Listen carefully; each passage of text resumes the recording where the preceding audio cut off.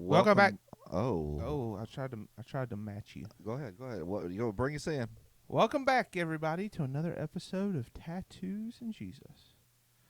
I always get weirdly soft when I. That's why I hate doing the intro. I sound weird doing it. I mean, you sound like you normally do, Oh, okay, never mind. which is Weird. quite strange. I forgot. You just reminded me when you said tattoos and Jesus. I had a dream the other night that I got a tattoo. I need to tell Sarah. You got a dream that you got a tattoo? I had a dream that I got a tattoo in a tattoo shop. Um, and I woke up with a desire to get a tattoo, but I forgot about it by the time I got to work, and I forgot to tell her until you just said tattoo that way. I don't know. Do you still have the desire? Yeah, sure. Do you know what it is and where it's at? The desire or the tattoo? Tattoo. Yeah, it's on my arm. Your arm? Yeah. Is it going to be another bird? Yes, it actually is. Seriously? Yeah. I thought Sarah told you no more birds. She said I had a wing limit, but she's coming around. She's coming around to your wing. We got a top half, bottom half wing limit, so I try to cut it in half. That the two wings on my leg don't count for my wing limit.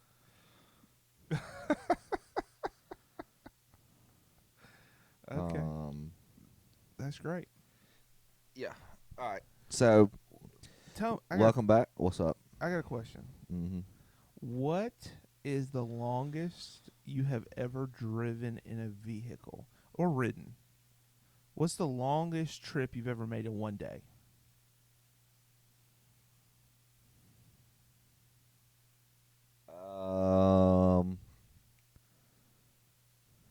Hold on. I'll let you know.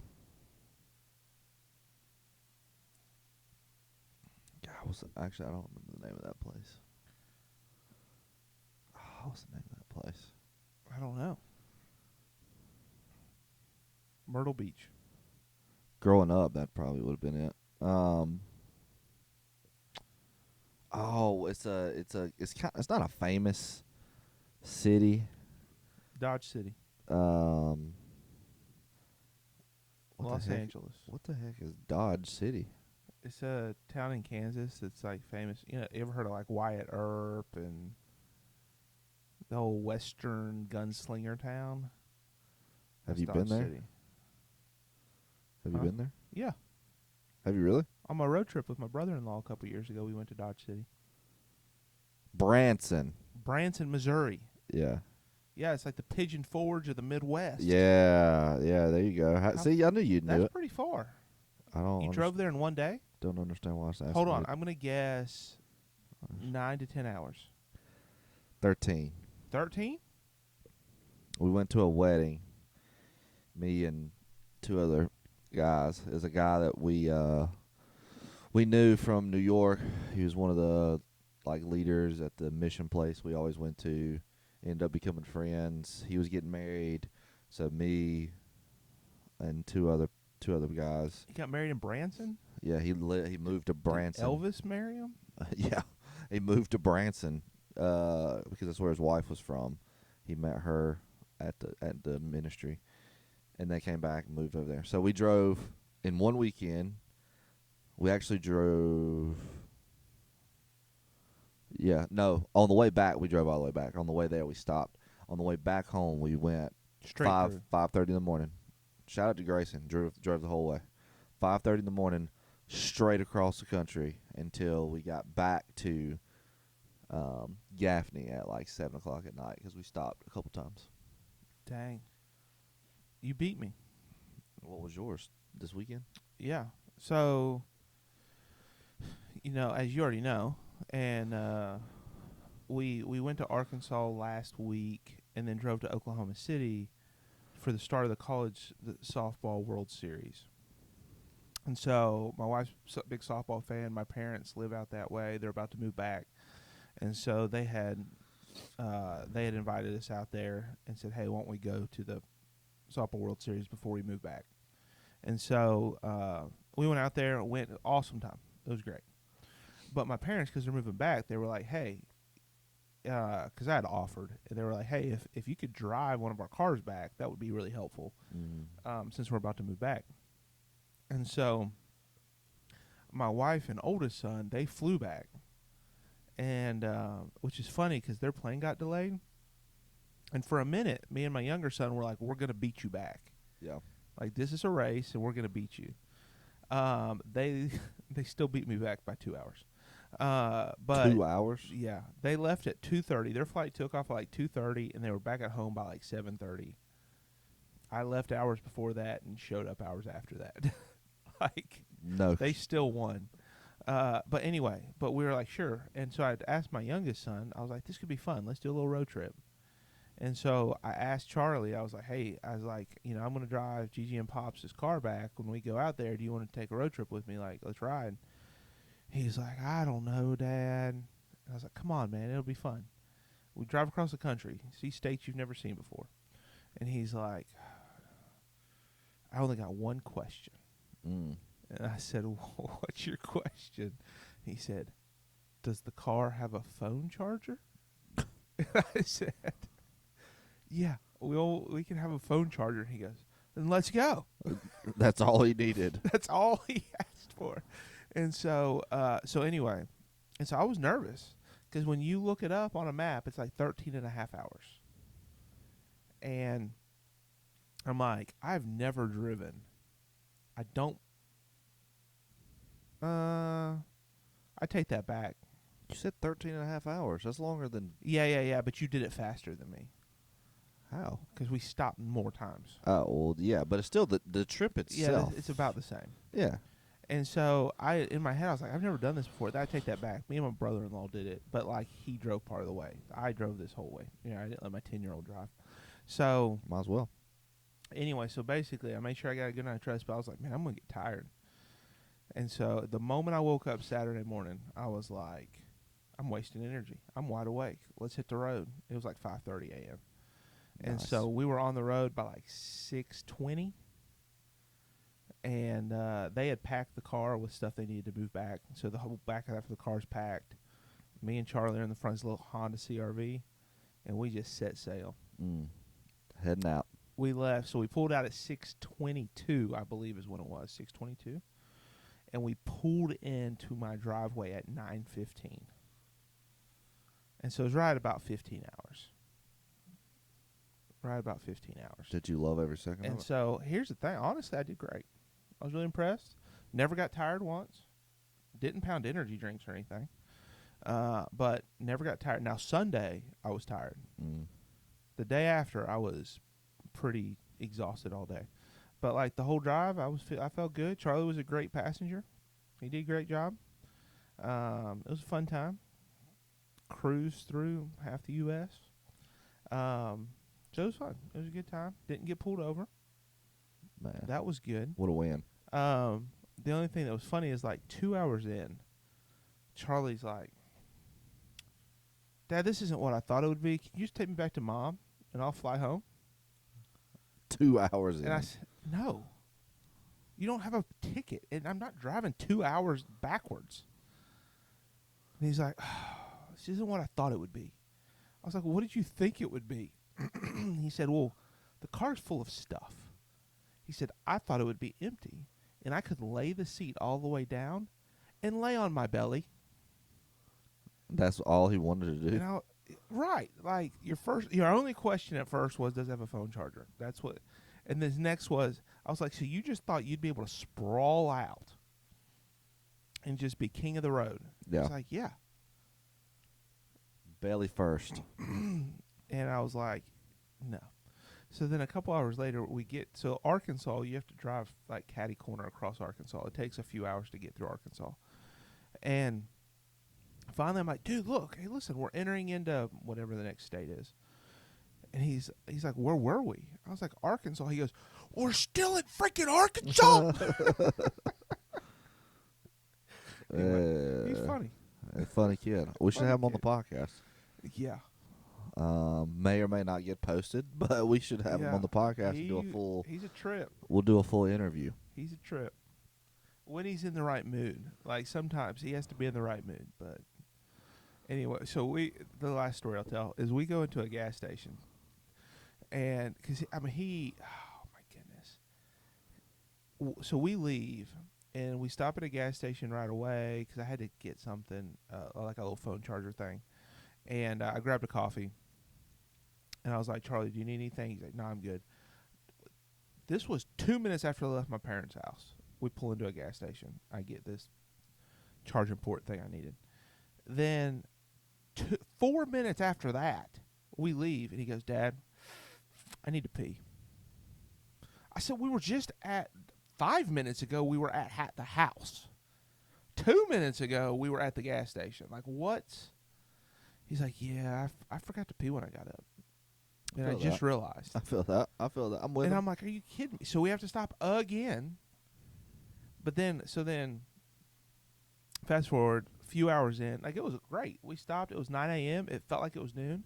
We got personal pay and pizzas from a gas station. Man. Great breakfast. And then we stopped at this other gas station, and Charlie has like a haul of candy he wants. He's like $30 worth of For the whole trip. for this. He's like, Dad, I need this. I need all of it. And I was like, whatever. We're taking a road trip. You can have it. So we get in the car, and he's got his bag of sugar. Oh, Lord. And as we're pulling out, he's like, Dad, how are we doing financially? That's what he said? His exact phrase was, Dad, or how are you? How are you doing financially? I said, what? What do you mean by that? Like, he goes, well, I mean, do you still got some money? And I said, what do you need? And he said, well, next time we stop, I'll probably need some more stuff. He's like, I just want to know how you were doing financially. I said, we're fine.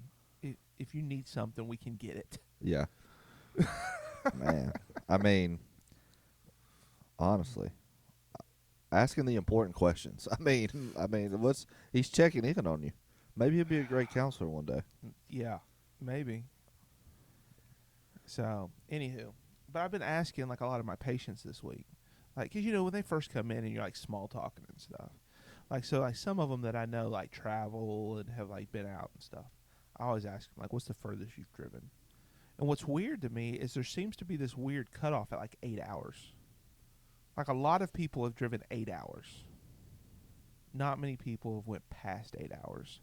And my guess is that's probably because that's where Florida is. Like, if you're going to Disney World or a lot of the beaches in Florida, it's like 6 to 8 hours, right? Yeah. Yeah. And so my guess Orlando. is that's probably, I didn't ask them where they went, but Yeah, that's usually about the average. my guess is that's why. But I think it's interesting that there was this magical, most people say 6 to 8 hours. Because most people have to stop. Yeah. Like, it's rare that you really just hunker down and just all the way through. And I'll be honest, about hour 10, my butt just started hurting. Yeah. Like, it's just like, it almost just felt bruised. Yeah. My brother-in-law had to do that because his flight was canceled. This is for Spirit shut down altogether. Flight was canceled. Or it was delayed up until a certain point, and then it was canceled. And so it was a mass exodus of like 11 o'clock at night of trying to get a rental car because they had to be back at work the next day. So he had to make a decision either to wait and hope that it gets booked the next day, or get a rental car and drive 8 hours through the night to get home on time. And he got the rental car and drove from 12 to like 8 a.m. through the night to get home. I was like, that sounds like an absolute nightmare. Like, nothing sounds worse than thinking you're going to fly on a plane, sit in the airport all day, and then having to Because you can't tell me that man was rested. Right. Drive 8 hours across the country. It's just not a fun time. And I'll be honest, have you ever driven in the middle of the night? Yes, I used to work third shift. Oh, yeah, that's right. I love it. Well, there's nobody out there. Like, the idea of traveling 12 to 8 sounds like, dude, that would be the fastest trip ever. However, I can't stay awake. Like, I'm just not, like, I know some people, they're like, if I'm driving, I just don't get tired. Yeah. I don't know how. Yeah. And so that's my struggle is I'll just get, like, insanely tired. But driving it through the middle of the night, if I knew I wouldn't get tired, it's so peaceful. Yeah. Like, it's so peaceful. Yeah. Like, I had contemplated trying to get up at like 4 or 4:30 Saturday, so that I could get at least a solid like almost halfway of the trip done. Really, before it got to morning. Um, but I was like, the trip is so long that I was like, I'll run out of juice. I need sleep. Do Teslas drive for you? They have a self-driving feature. I wonder how I saw incredible that would be for a road trip. I know. So I saw a dude doing it out here, like last week.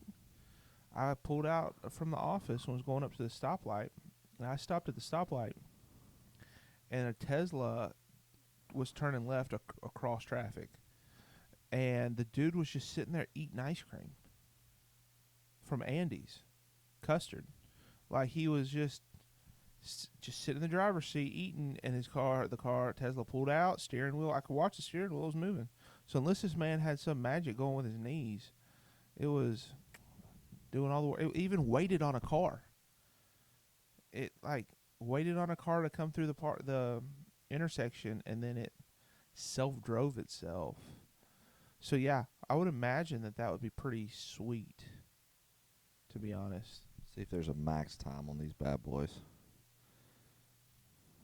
It can self-drive you across the entire country as long as the battery's charged. Well, yeah, I think that could be assumed. Drivers and experts have successfully completed coast-to-coast, Los Angeles to South Carolina, actually, using entirely the self-driving to steer, brake, and navigate system, without ever having to use a manual engagement. I mean, it's a lot of trust. Yeah. But, like, that sounds incredible. You imagine not even having to drive? I mean, it'd be kind of terrifying. I'm sure after you did it a couple times, you'd get comfortable with it. Yeah, that's probably true. Like, do you remember... I don't think we've ever talked about this. Do you remember the first time you drove in your car alone after you got your license? Because I feel like it would be a similar experience. I was super nervous. Yeah. Getting on the interstate was terrifying. Yeah. Absolutely terrifying. I mean, it still is to a certain degree sometimes, but I was so excited when I got my license, and I was like, this is great. Now I can just go, I can drive. I'm independent. I'm an adult.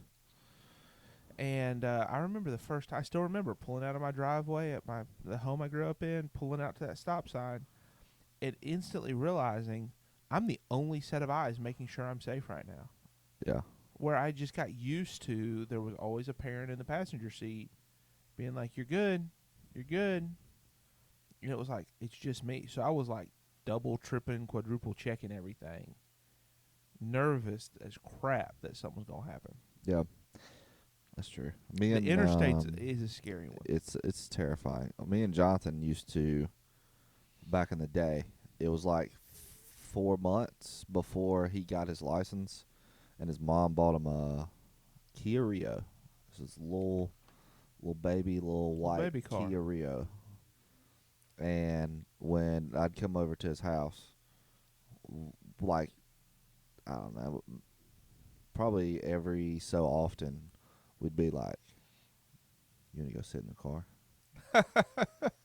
And we would go and sit in the Kia Rio in his driveway. Didn't drive it, didn't crank it, nothing outside of because it had manual windows. So we just roll the windows down and we'd be like, man, we're so close. We're so close. And we just sit in the Kia Rio for like 30 minutes and be like, man, can you imagine? We're about to be driving. This John Vaughn? Yeah, yeah. That's hilarious. And we would we just imagine it like, man, this is gonna be it. This is gonna be awesome. So tell me funny. this: what would be the equivalent of that today? Like, that's what I was sitting there thinking, like milestones. Like, what would you, maybe literally, if not metaphorically, be like? If I knew that I had this, I would just go sit there sometimes. I would just go sit there. Like you said, y'all just sat in the car. Yeah, yeah. Like daydreaming, like, dude, this is about to be us. Like this, and probably feeling like I'm leveling up right now. Like this is the like I can think of a couple things that might do it for me? Like, what would? Like a milestone. So like obviously, a new house would. That's where that was my first Yeah, thought. like a new. If you bought a new house, it Yeah. would be. It'd be that kind of. Especially if you were building the feature. house. Yeah. Like you would like once a week or every few days you go over there just to see what they do. Yeah. Just to stand there and be like, oh, this is Yeah. gonna be my. Yeah. The house would be a cool one. Vacations are like that in a way. Like, if you have a vacation coming up, it's like, man, I just can't wait to be sitting there on the beach. It's like, oh man, this is a wild mindset because I get in this mindset often about certain things, which I think creates. This is going to be a complete. We probably won't even cover the actual topic today, but like, it's just an interesting mindset because I get that way about music, I get that way about food, I get that way about. Well, you get really excited for like a new experience. Yeah, like or just an experience, and then it creates this dynamic that nobody trusts me anymore. We talked about that about Iceman, but like, yeah. I truly feel that way in the moment. So does a person in mania think they're God. So, well, I mean, that's a little extreme. I'm not sitting there telling you. Just saying, feelings are not facts, Josh. Feelings I mean, are not it is facts. in the moment, though. That's so true in the My moment. facts don't care about your feelings. I saw that on a bumper sticker. Yeah, I'm sure. You probably almost bought it. Well, anyway. I'll refrain from commenting. Yeah. No, I think, I mean, like I said, I get that way in certain experiences, but it's like, far as milestones go. Yeah, new house. But now it's like, oh, what else do I have to look forward to? So now I'm sad. Thanks, Marty. No, I'm just kidding. I can tell you the last time that I had an experience like that is when I launched this office. Yeah, that's true. And it was like my first foray into like, this is my practice. Yeah. I remember I loved being here. Like there was no like, you truly care I want to go it. home. Yeah. I want to go like, especially that first few months. Like now, I still like being here. Yeah. Like I don't dislike being here. I hate this place. I don't. But that first few months, there were days that like I got off work, or like I had a couple hours and could have run errands, but I was like, no, I just want to sit here, and like, this is my office. Like, this is cool. Yeah. Like that would probably be the closest I can think of to in the last few years having something that I just like took time to just exist in because I was excited. That's a good point. And time with my wife, of course. Right, of course. Absolutely. No, that's so true because it is. I was trying to explain this the other day, or I was talking with somebody else the other day. Like, it's such a different. It sounds very. I guess it's very Western American dream type ish, but like when it's yours or you're a part of something, it feels really good. Like even. I don't even know that we don't even really talk about work or anything on this podcast. I thought about that the other day too. Like, we now work together, and we've not really officially told anybody. Go ahead, break the news. So Josh. I am currently a part of Hub City Council. And everybody, if you didn't know, partnered up. Partnered up. Well, I'm over on the west side. Marty's on the east side. Yin and yang. But no, I was thinking about that because it's. Even with the new office, like, there's just a different level of care. Like, there's a different level of care, and like even as you walk around it, like, I don't know, it's just weird. Like I was trying to explain that to somebody, like, oh, when I was thinking about, what am I going to do with Broomtree, do all this. I was like, I don't know, and my brother-in-law always told me this. I didn't really know until I experienced it, but like. There's something about it being yours that creates a different feeling about work. Like, you care about, like, I go around the office sometimes and just look for trash. I'm not a detailed, but you know this. Does Sarah need to know this? She doesn't listen to the podcast. No, she doesn't matter. No, she doesn't. I was going to say, she doesn't need to know that you're doing better at the office than you do at home. No. So, like, And I'm not a detailed person. Yeah. But when I care about things, I'm a very detailed person. I mean, you tried to fix the air conditioner for us yesterday. I mean, I was close. I was close. For the listeners, this is the conversation. We are having problems with the air conditioner. A guy's going to come look at it today. Landlord's taking care of it. But Josh goes, I'm going to go outside and check out this unit.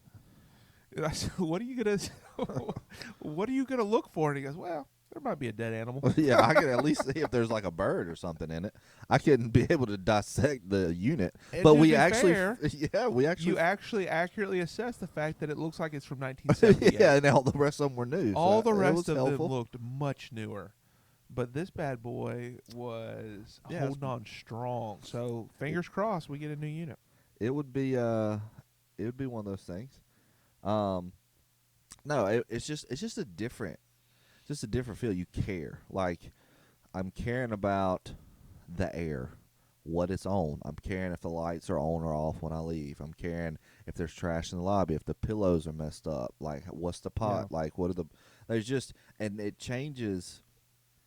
It changes how I operate at this is not going to be as deep as it sounds, but it is a little deep in the sense of it changes my whole pattern of life because I'm not detail oriented. Mm-hmm. But then when you care, it switches your whole personality to where, going back to your point, it's like it's actually may go into another podcast topic that I sent you that we didn't talk about, but it just changes your whole motivation level. It changes your whole dynamic. It changes everything. Where when I was at Envision, like, I'd just leave and my office could be you don't care as much when you're not personally attached to it. Would you like me to transition into the question, or do you get a follow up? You can transition in a minute. No, I agree with you. Like, in some ways, I love that. In some ways, I hate it. It brings more stress Because I feel like most facets of my life now are on the same plane. Yeah.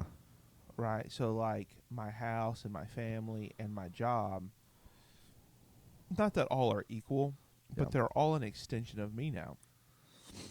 Like, they're all versus, like, when you work for somewhere, it's like, I've always tried to be a good employee, but at the end of the day, like, I'm working for you, so I can go home to the thing that means more to me and do whatever I want there. Right. Now it's all the same importance. It's all the same. It's on the same, like, level. Yeah. So if home and family was level 1, work would be level 2 or 3. Well, now, you own that place, so it's moved to level 1, which in some respects is really nice. Yeah. But then sometimes I sit and I'm like, dude, how nice would it be? I think of people that have jobs where they just they go in and they make a really good salary and they don't really talk to people. They walk in, they do a task for 8 hours, and then they go home. Yeah. And they have the same amount of money, if not more than me. Yeah. And then they could just spend time at home, putting them, they don't have to care. They don't have to worry. Yeah. And I'm like, dude, that would be attractive. On the same time, there's a reason that I left those scenarios. Mm-hmm. Because I wanted a bigger risk. I wanted something more. I wanted to build something. Mm-hmm. And so I think sometimes when I get scared of failing, scared of not reaching my goals, whatever, I don't know. Whenever fear creeps in, the safe looks attractive. Yeah. Yeah. But then if I really sit down and look at it, I'm like, dude, I'm really happy with what I have going. Yeah. And then if you get some wins on top of that, then it's like, dude, I'm so glad I did this. Yeah. And it creates this, it's just, I don't know. Like, I had this conversation yesterday morning, and we have not talked about this at all. You may have read it, but like, I kind of like had this realization in a way, and people may agree or disagree per usual, but like, laziness doesn't exist. Oh yeah, I saw this. Yeah, like, I saw your text about this. like, and what I mean is, like, if somebody says, man, I'm just lazy, or if somebody tells me like, oh, I'm too late, like, I don't think laziness exists at all, like, in any way, shape, or form. And it's not like, oh, I'm a driven guy. It's not that. It's like, I didn't know laziness was so close to hell. yeah, okay, okay. Yeah, it's both are in the same kind. The Greek of laziness is actually no, it's Henna. Gehenna. Gehenna. I just think I think the goal of whatever the task is you're calling yourself lazy about is not connected or motivated enough. Because the term I usually like there was somebody talking to me yesterday, and they're like, "Man, I just think I'm too lazy about it." And I was like, "Nah, I don't think so. Like, you just don't care." Like, Yeah. if I told you, you do exactly what we just talked about, and you do it every day for the next week, and you could show me that you did it, I'd give you $1,000,000. How lazy would you be? He's like, I would do it 20 times more. And it's like, exactly. Like, it's not. It's the value you attach. Yeah, it's the value that you attach. It's the purpose that you attach. It's the goal that you have in whatever it is that you're doing. And it kind of relates a little bit to when we talked about like change and repentance. Like, you have to get your mind to Mhm. understand what it is, and then you will Yeah. be driven You towards know, that. as weird as it sounds to say laziness doesn't exist, I think that's strangely accurate. Yeah. Because, right, people by default are fairly behavioral, Mm-hmm. right? If there's a cookie that they want, they will perform the trick to get the cookie. But I think some people operate by a different set of cookies, Mm-hmm. or it takes more cookies. Mm-hmm. Or they're scared of something. Yeah, so it's like, yeah, there's that's a good point. Is there's another motivator that's outweighing, Mm-hmm. like, so to me, like, change is a scale, and it takes the scale, like the weight shifting from one side to the other, for that scale to shift and like kind of turn the light switch on and you change your behavior, right? And I would say most people operate on a similar scale. Mm-hmm. Pick any facet of life, like how much debt do you have to be in before it's like, oh, the scale flips and now I'm motivated to make more money or get out of debt or make better financial decisions, or how tight does the clothes have to be before you're motivated to exercise and to lose weight? I mean, you name it. Yeah. Like, but I think some people are more heavily motivated by either fear or c- complacency. I don't know, like their desire to do nothing or to relax or to play video games or watch TV or whatever is much higher, that it just takes a lot more consequences. Like the house has to be that much. They actually have to see a mouse in the house. They actually, I don't know, like the consequences have to raise to a level that exceeds what the average person would need to trigger action. But I think you're right. It's because there's a counterbalance there holding them back. Yeah. Well, there's a yeah, and sometimes it's like it's subconscious that where people don't realize it. Like, you know, I keep bringing this guy up, but it's just he's Are a you about to fascinating. say freaking Young again? No, no, no, no. Adler. So, Alfred Alfred Adler. Mm. So this whole thing is tapping into your full potential. Having superiority, inferior, all that. Anyway, all that to say, one of the things, and this is something that spiritually you can actually tie into, because Jonathan used to say this too. Is I think people are more. I think people are more terrified to reach their full potential than to settle in comfortable places. Like, Mm-hmm. they're because if you reach your full potential, it comes with more responsibility, but it also comes with, well, what if I reach my full potential and there's something still wrong, Mm-hmm. or there's a rejection there, or there's a failure that I don't meet up to. Like, if I feel like I've reached my full potential, there's no excuse. There's no reason that I can say, well, I didn't study that much, or I didn't apply myself that much, or I didn't research it that much, or I was too busy, or like, there's 1,000 different things. And I think subconsciously, our brains operate this way in a weird way of like, oh well, I get distracted. Like I even think about myself. Like looking back throughout my history of school, like I just didn't care. But part of that was because like if I psychoanalyzed myself to a certain degree, it gave me an excuse. It gave me an excuse to be a class clown Mm-hmm. because then I was scared. Like, all right, well, what if I fail and fully study? Oh, I Yeah. take one notebook. I take one notebook, but I still made really good You're grades. like, what does it say about me if I gave 100% and still got that C? Yeah. What is that? Versus, dude, I just got a C and I didn't study. Yeah. I can be like, I'm smart too. Yeah. I just don't apply myself. Yeah. It gives you an excuse.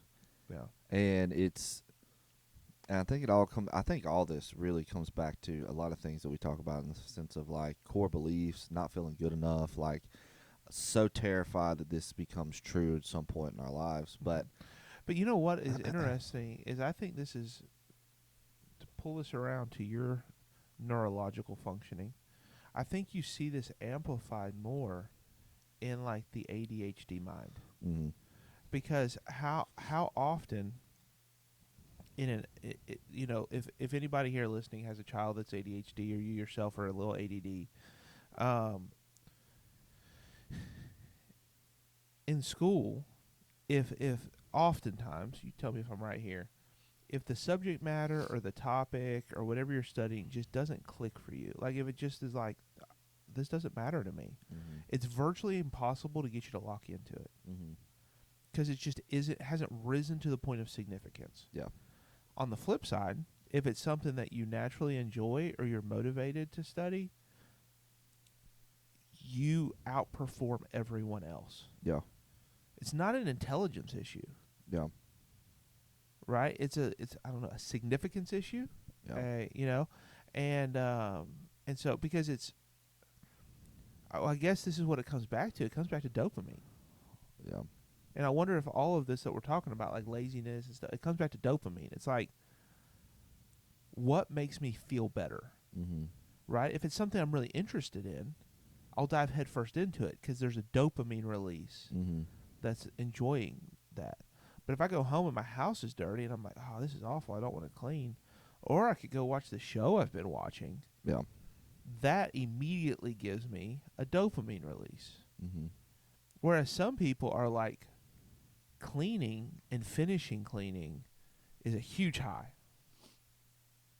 Yeah, You know, and so I think a lot of it comes down to, like I talk about that scale, it's about what gives you the dopamine or serotonin that you're looking for in that moment. yeah. Well, and it goes back. It connects with like purpose, change, like or caring, like because because dopamine is released if you care about it or if you have purpose behind it. Like it's all kind of like interconnected because it's like, hey, clean your house. I'm good. I'll give you $1,000. Done. Like as soon as you attach that, your brain's like, oh. If people are motivated by money, If people are motivated by money, or you could put it's what are you certain motivated things. by? It's like what releases dopamine. It's like there's some What do you people care that I'm like, about? listen, if you'll just clean this house, I won't talk to you for 2 weeks. Yeah, Boom, Yeah. done. yeah, yeah. Like, and you see this with couples sometimes. Oh, I don't want to argue as much. So it could be the negative aspect of it. It may not be dopamine. It may be like, oh, I feel angry. I feel, Yeah, because it's really, is it, I pursue things that give me dopamine, but I also avoid things that take away dopamine. right. Yeah. And it's all this kind of like reward system thinking, but it's also attached to things that psychologically make sense. And you almost, like you're right with the ADHD. It's kind of like, when you think about working with a kid with ADHD, it's always the reward. How do you create a reward system, or how do you create, like, because some parents are like, you just got to do it. But if you were to say, oh, at the end of your homework, we'll do this, or you can, do this. And parenting, I mean, obviously I don't have personal experience, but, you probably feed into this. You start to attach things to get certain behaviors of like, oh, you're either going to take something away or you're going to give them something. And it operates in that way of like, if they don't want to do a certain behavior, then those are usually the two options that parenting goes to. Mhm. I'm going to take this away, or if you do this, then you'll be able to get this, or both in the same. Like, or you can get your Xbox back, or you're going to take Yeah. your Xbox taken, or whatever it may be. Well, there's three options. There's positive and negative reinforcement, which is what you're describing, or punishment. Yeah, I'm gonna beat you senseless. yeah, I'm gonna knock your head off, kid. yeah. Is man, to ask this question is going to really open a box that we probably won't be able to dive into. Is there another way? Is there another way? I'm gonna be honest. When we figure out this answer, don't say on the podcast. We'll write a book and we'll make a lot of money. But like, is there another option outside of that? Probably not. I don't know. A second ago when you were talking, I had this aha moment of how this informed us, but now I forget what it was. Maybe it'll come back to me. Is there another way?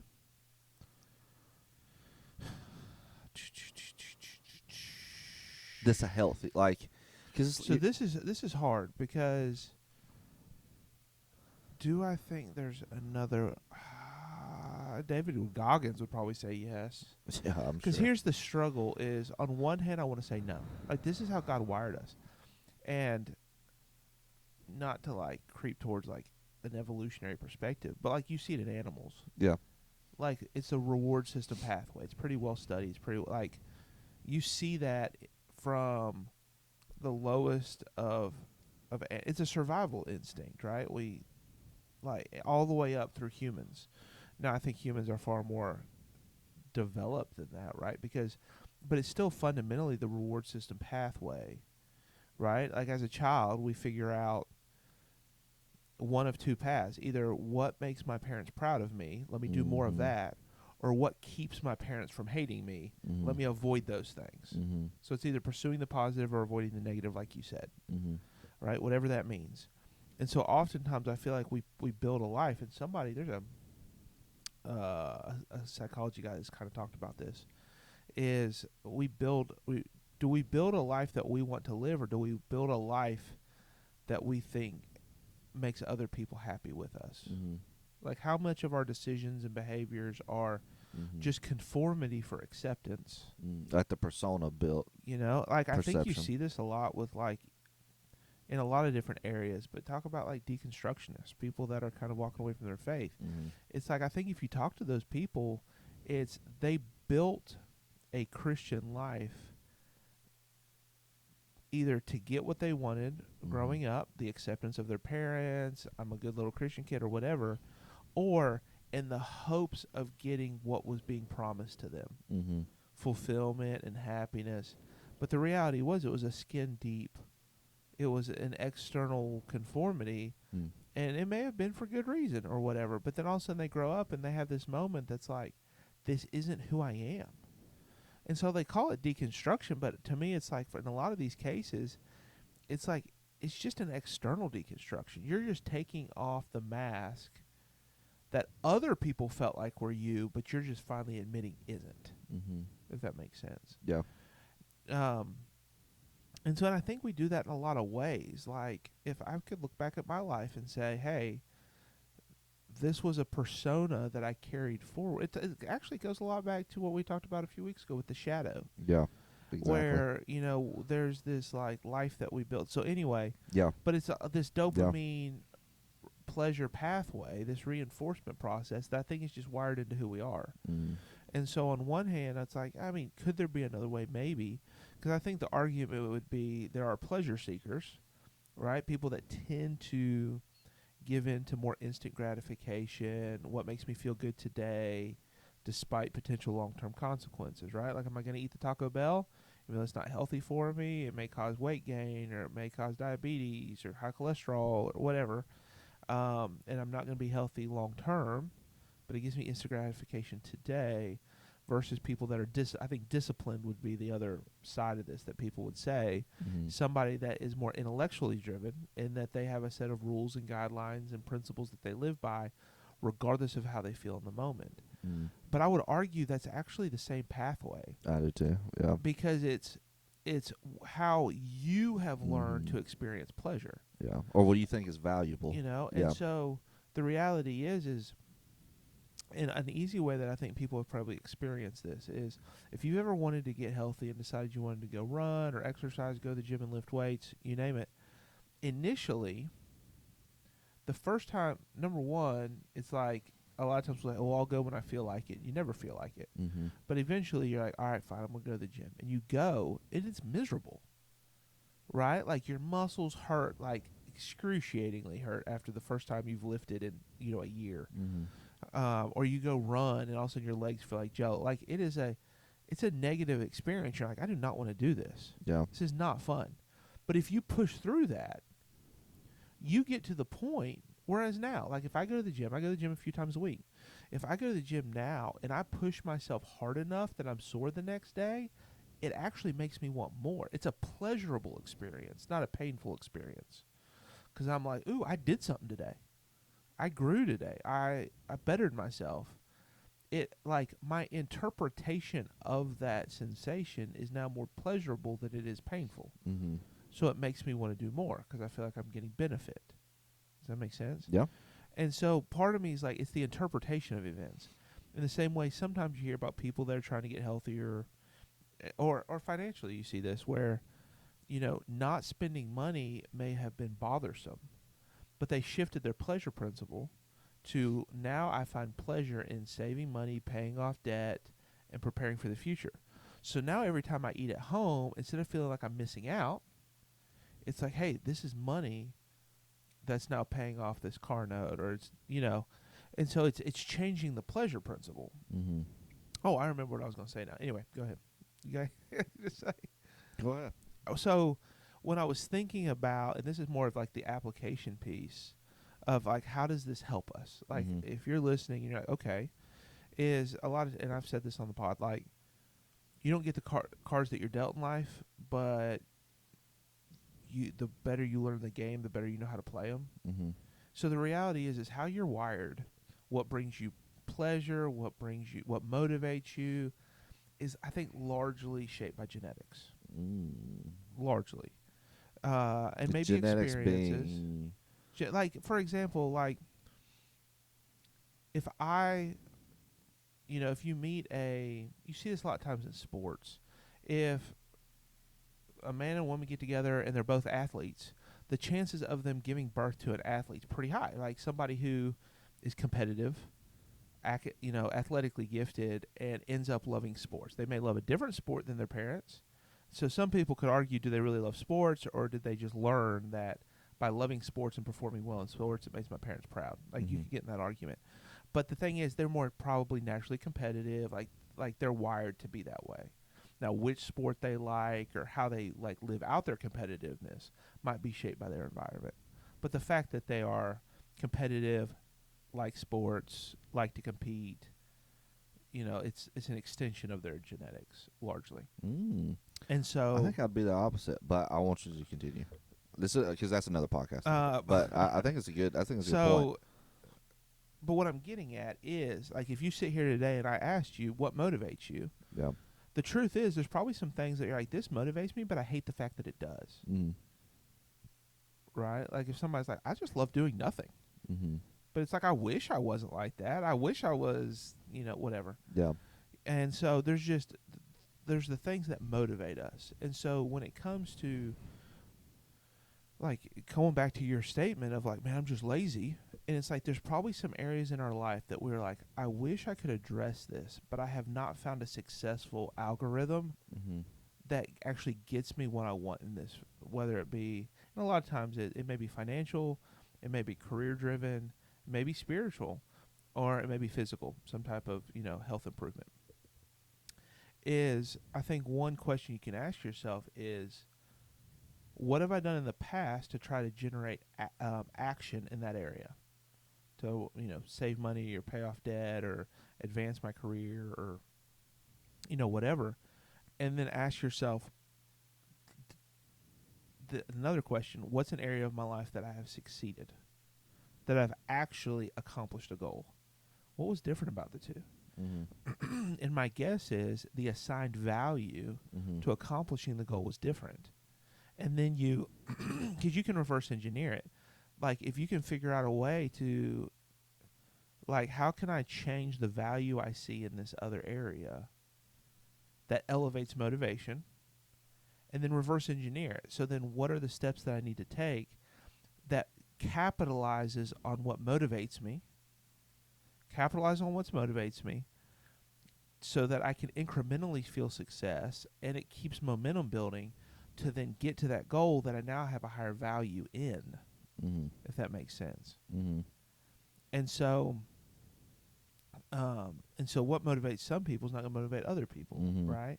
Like some people, like financially, for example, um, they may say, "Man, I really want to pay off this car loan."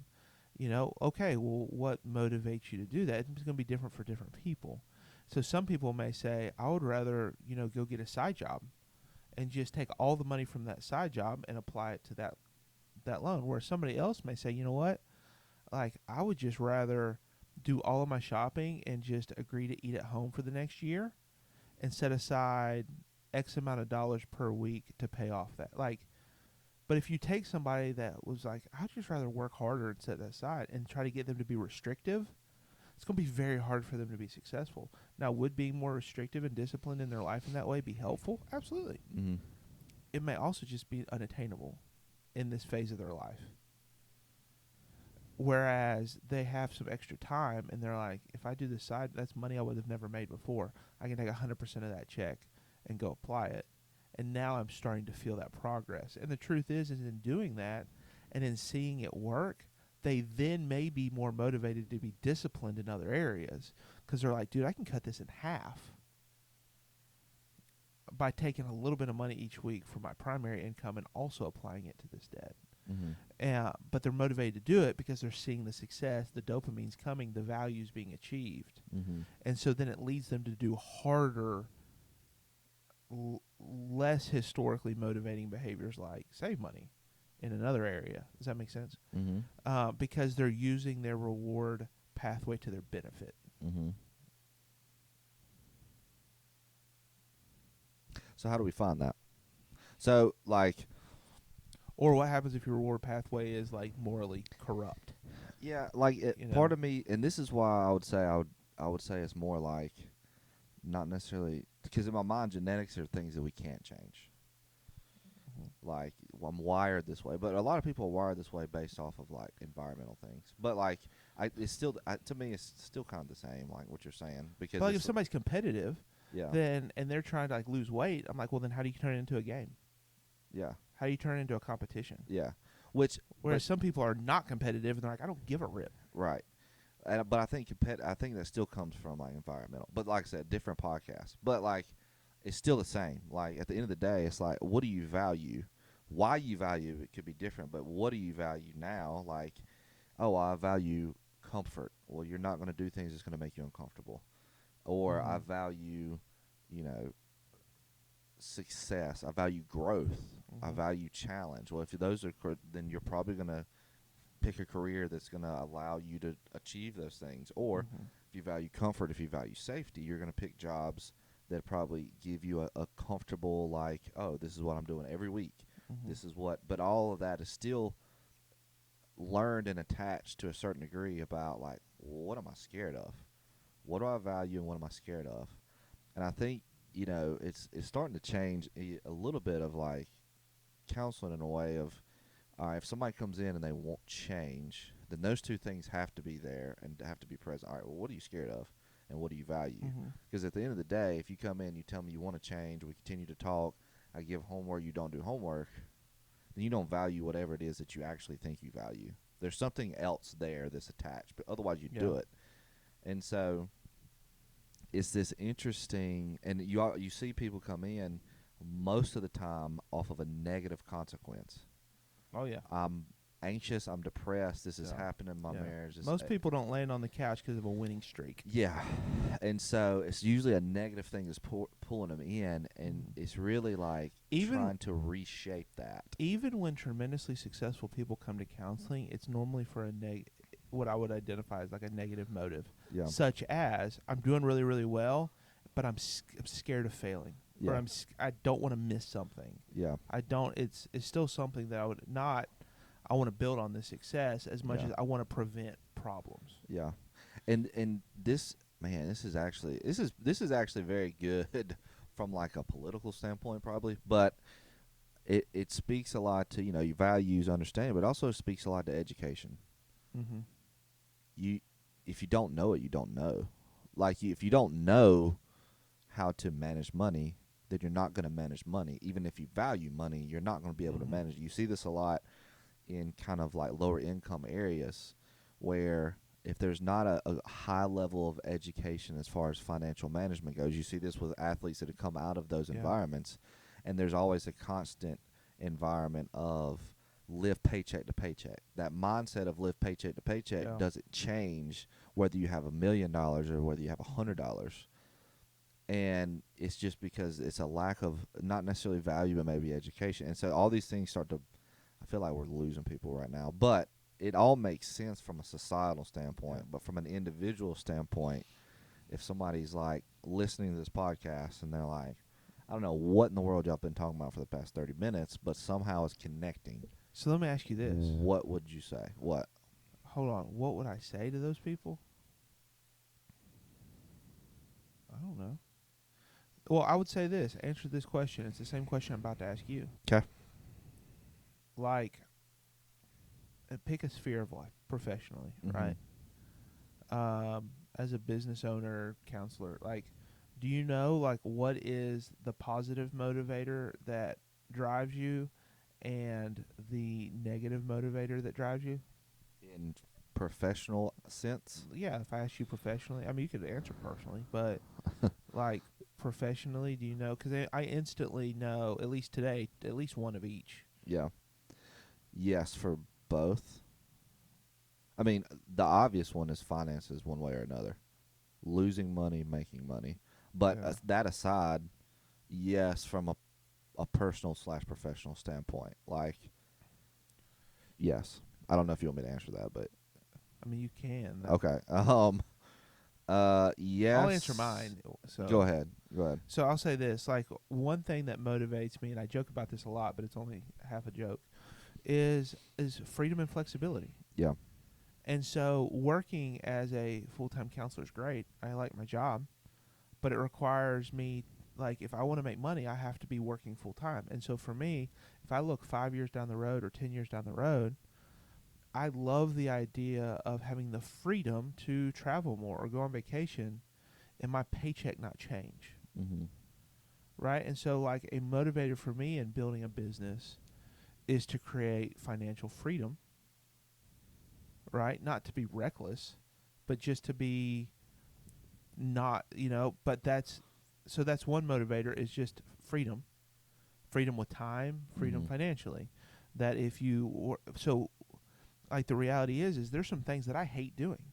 I don't like getting in the weeds on insurance billing. Mhm. I don't like getting on in the weeds of developing policies and procedures.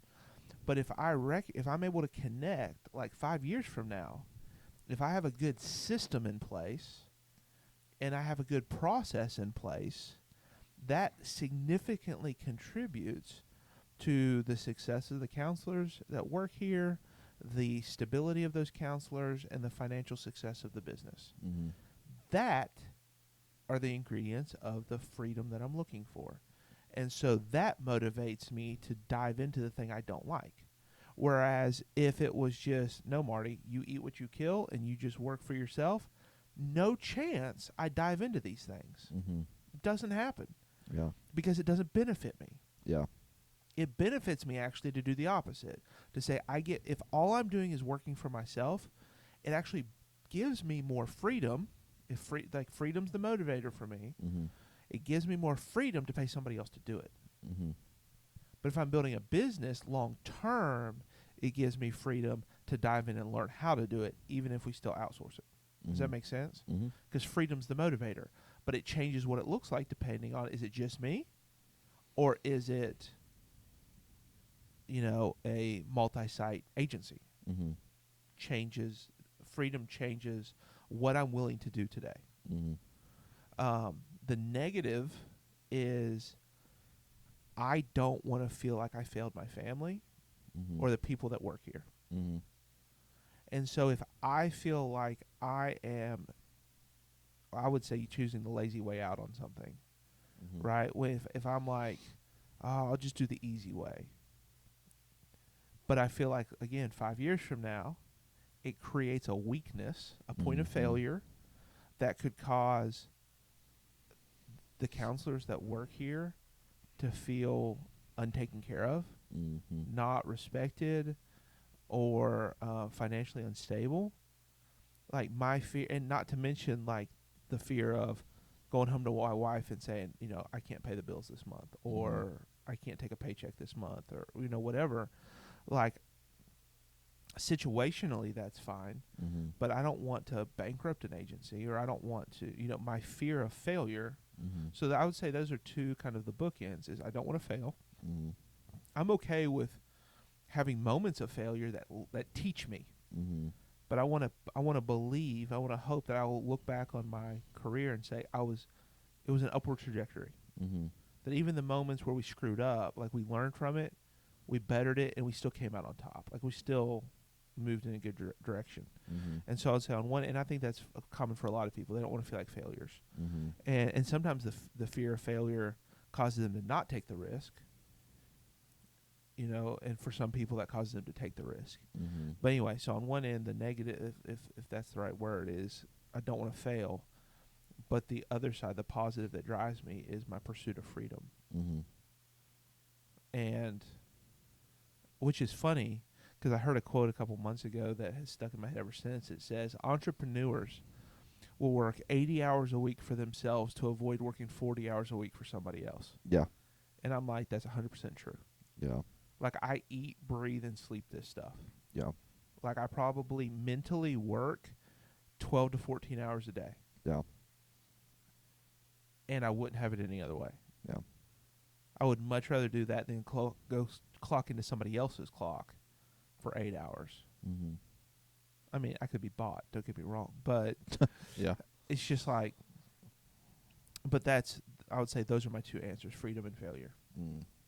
There's probably more, but that's what came to mind. Freedom and failure.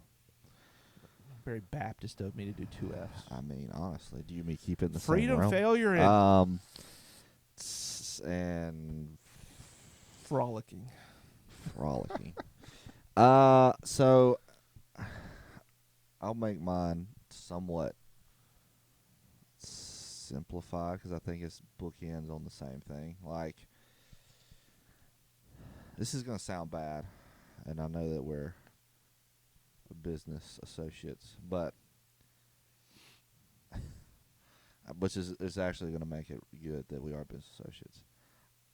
I don't really care to fail. Like, I'm not really like if I fail. Okay. Oh yeah, I know, I know. Trust Okay. me, I know. Which I think is fine. Like, I'm more scared of not knowing what it could have been Yeah. than failing at something. Yeah. And that sounds very like, oh, entrepreneur. But sometimes that gets you in trouble, right? Yeah. Because it's like, I'm not very detail oriented. When I care about things, I am. Yeah. But at the end of the day, I can only do so much of what I know. Like, Mhm. and so part of me is like, I'm scared to never know what it Yeah. could have been, never know if this could have been this, or this. But I think that's what also drives me is I get really excited and motivated to help Yeah. create, help grow, help establish. Not even grow in the sense of like, oh, it's national, but grow in the sense of like, hey, let's add this, or let's make people feel this way, or let's continuously trying to reach just another 1%. Like a guy was telling me the other day, there's a theme where he works is like, be 1% better tomorrow than you Mhm. were today. And it's kind of that same mindset of like, What do you do after 100 days? you increase your load. I don't know. Maybe there's a 300. I don't know. I was about to say something dumb, but I think that's what motivates me. And I mean, we've talked about this before, and you know this about me in general. It's a part of my job hopping situation up Mhm. until this point where I really found like, okay, this actually fulfills me. I don't think I could find anything else that fulfills me more than helping run a business that I'm a part of Yeah. to a certain extent, because I was always looking for I don't want to tap out at full potential. So all that to say, going back to my original statement midway through this podcast, I'm excited about my full potential and terrified about my full potential professionally. So, like, what if it's not what you want it to be? What if it's not what I wanted to be? I think it'd be. What if it's something that I can't get? Oh, yeah. What if it's something that I can't Yeah. do? But on the other side, you're like, I have to see if I can. I have to see if I can. Yeah. Yeah. Which is what makes me. This is going to be a selling point, and it's not really a selling point to you, but it is true about myself. Which makes me a great associate partner, team player from a business standpoint, because I know that I can't do everything. Right. I know I can't do everything. Like, if I try to do everything, I'll be stressed out. I need people to help, but I also know that I'm a great asset in certain areas that I feel like when you put it all together, like I've seen it in professional settings before, like with a team, we're rolling. Mm-hmm. Because I don't have to worry about this, and this, but You I can do what you handle do this. great. Yeah, And the they other can person does what they do great. Exactly. As long as it complements. Yeah, but I can't do it all. Yeah. And I think that's a big piece of it. You know, you said something a second ago that unlocked something in my head. You said, I'm not scared of failing. And here's what's interesting to me is I'm not scared of failing either unless I feel like I personally failed you. Mm. So, like, to me, it's fine because there's been moments in my career that I feel like I got what I wanted and it's not what I wanted. Mm. I would call it a failure. Yeah. But what it did is it crossed something off a list for me that said, okay, this isn't the path I need to take. I hate, this is a hard time to learn that, but I'll quit pursuing that path. Mm. So that's overall, it's a growth moment. Yeah. And so to me, it's like, and I also think maybe God shapes me in that way. Like there's sometimes that are like, I'm chasing after a dream that's more of a Marty's ego dream than it is God's plan dream. Mm. And so sometimes I think failure is God's way of pruning, right? Like, so for example, if 2 years, like if a satellite office falls apart, like the fact that it falls apart doesn't bother me. Yeah. And say, you know what? Okay, maybe God was teaching me. I'm not meant to be a multi-site owner, and that helps me be content what I have. Yeah. Because I feel more at peace of saying, I'm right in that. Yeah. What I would have trouble with Who that impacts is if the people that impacted, or if they looked and they said it failed because of you. Yeah. You didn't do what was necessary. If they look and they say, Marty, you did your best. You tried your hardest. Like, you're still a good guy. Like, I hate that it failed. It hurt me or whatever. But, like, I know you did everything you could. I Yeah. can live with that. Yeah. It's feeling like the failure is personal. Yeah. I failed you because I chose the easy way out, or I didn't give Yeah. it the attention it needed, or I was short-sighted in that. I think that's the difference. Failure doesn't bother me if I feel like I gave it my all. Yeah. It's feeling that's like fair. I I'm was with you. trying to, but if I try to hit a home run, but I'm just standing up there swinging poorly, like, then that's on me. Yeah. If you swing for the fences and it comes up short, hey, I gave it everything I had. Yeah. I just don't want to feel like I failed you, Yeah. because I feel like that's a reflection of my character. Yeah. Yeah. No, that's fair. It's about all in the same area, like, Yeah. because the opposite end is, did I also? This is a good yin and yang situation, because it's, did I fail you by not swinging? Yeah. Did I fail you by not trying? Did I fail you because I was scared that I would fail you? Mm-hmm. It's like almost the mindset that I have. Like, could this have been more for you? Could this have been more for me? Did we settle? Did I do this instead of this? But it goes back to what I said earlier. I can see it myself, and it's one thing that I've really tried to change over the past few years, I guess, is like, don't want to give myself an out because I didn't try. Yeah. Because I've done that in school. I mean, I still was successful, but I could have been better than what I am.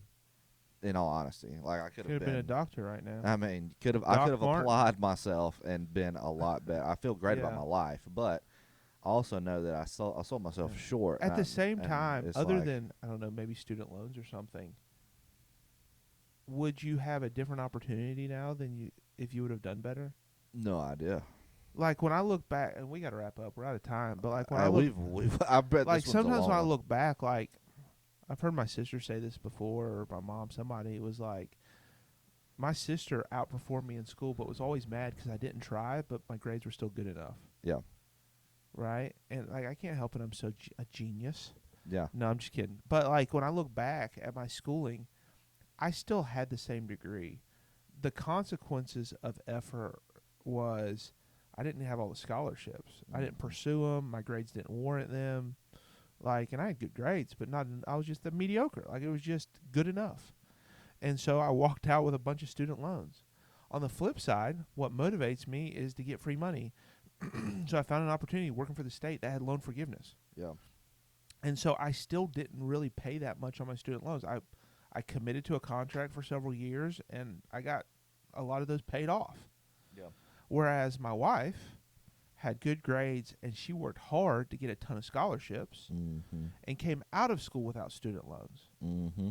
Right? And so we both, like, it kind of goes back to I'm more willing to, I'll work harder to outrun my bad behavior.